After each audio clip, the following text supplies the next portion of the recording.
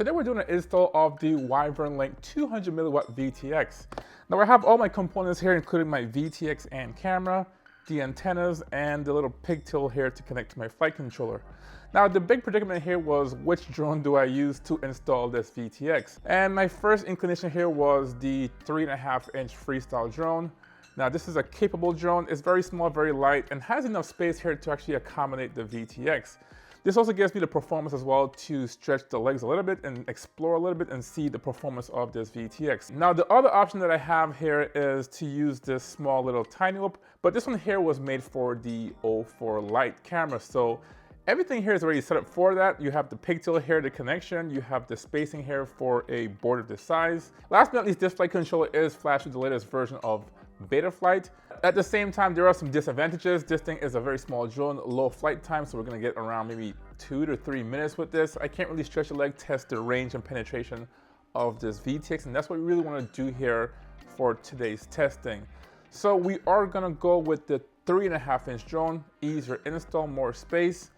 And if it does work out, because this is gonna be a good test bed, then there's a good chance I'll just put it in this drone here eventually.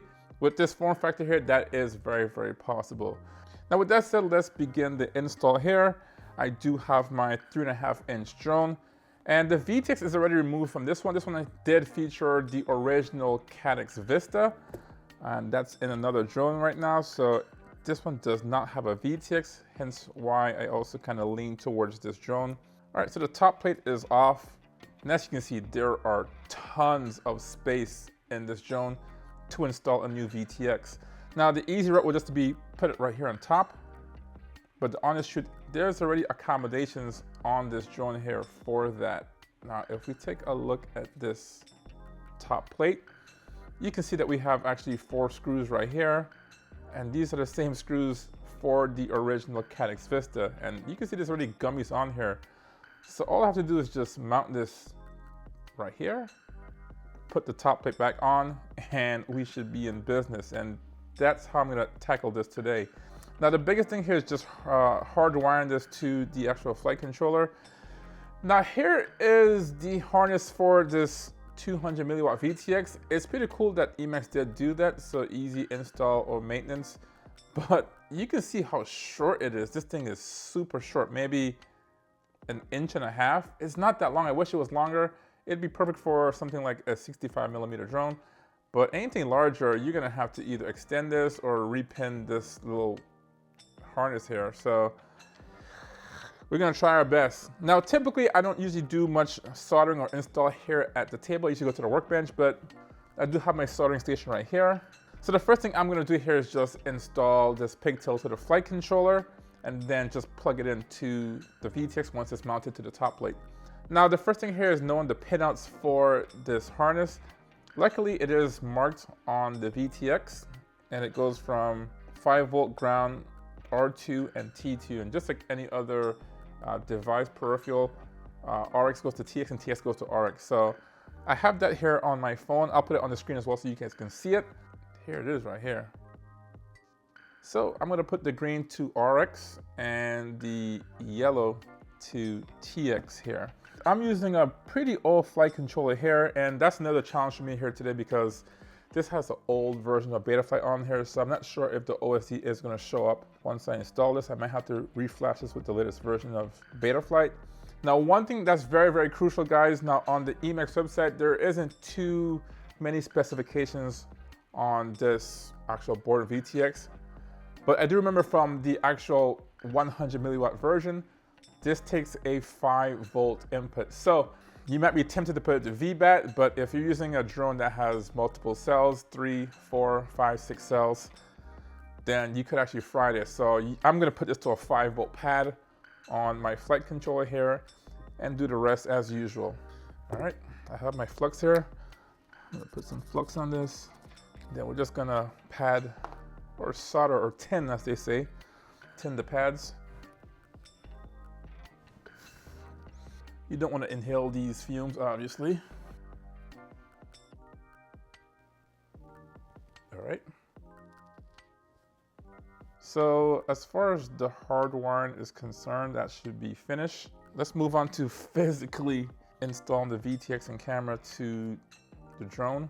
Because my harness is so short, I'm gonna keep this plug facing downward. I have my gummies here, so I'm gonna put my gummies in, and we have our gummies in here. This should provide some kind of a clearance from the actual carbon. And we also have some gummies here already in the first place. So I just put these bolts in here. In fact, I could just do it this way. Are you kidding me? It doesn't work. It's a 25 by 25. Ah, dang. I think these are 20 by 20. I guess I technically could have mounted it on there. Could I? Let's see here. The included hardware on here does give you the option to mount it on top of the flight controller. That was not my original intention, but let's see if it works in the first place. So you have these studs on here, and you can just screw it on this. What do you know? It does work. It's not the most secure thing. I'll probably put 2 just for now, just to hold this thing in place. It does go pretty well with the orientation of the camera, though. You can see it goes forward. So if I just put this in here, ooh. All right, there it is. All right, so I'll have access to the actual UART plug under here, and the harness should reach, so that's not a big deal. Before I do that, I do want to install the antennas, and I'm just going to put that right there. 1. All right, cool. This is gonna face forward. It's gonna follow the same diamond pattern. Let's install the harness. Hopefully we don't have to come back to this again. It is short, but it is doable. It's technically plugged in. We're just gonna rotate this so that this MIPI cable is faced the forward. Put this on the standoffs. EMAX does provide these nuts for the extensions. Nothing is touching. I don't want a power cord or lead or anything touching. That looks good. The VTX is officially installed. I do want to run these antenna cables on here. Time for the camera. There is some screws or bolts to mount the camera. Unfortunately, it's so short again. It's probably made for like a canopy for a tiny little pair.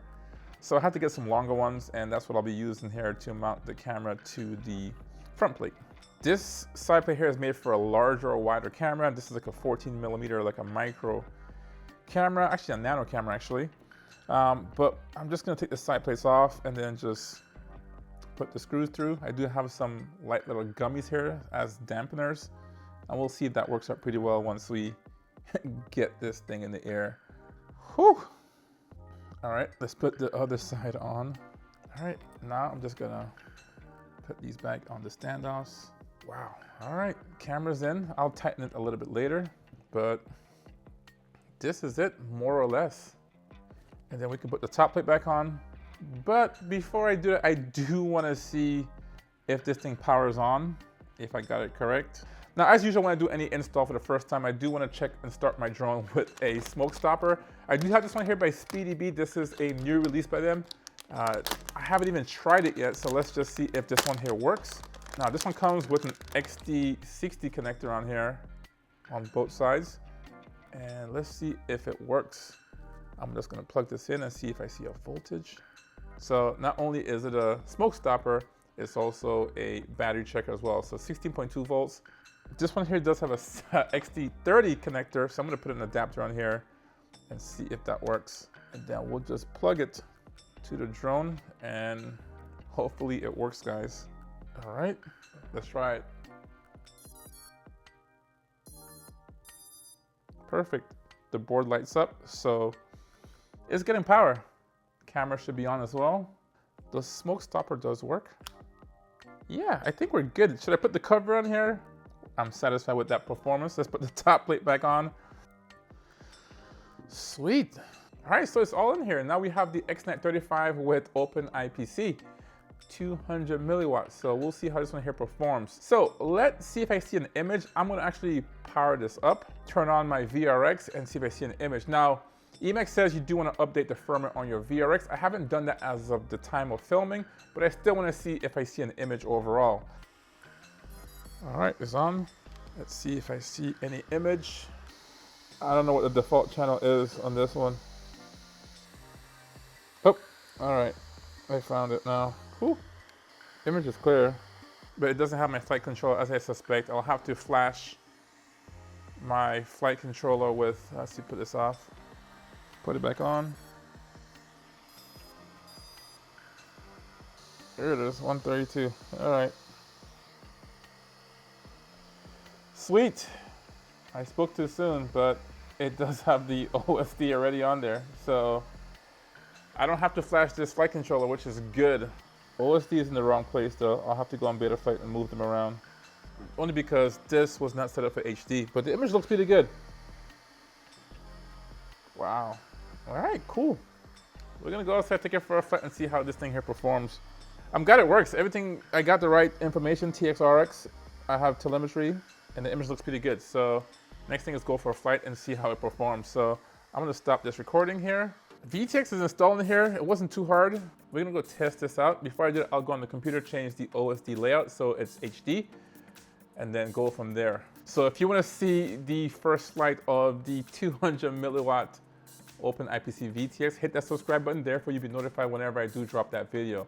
So thanks for watching, and I'll see you in the next video. Peace.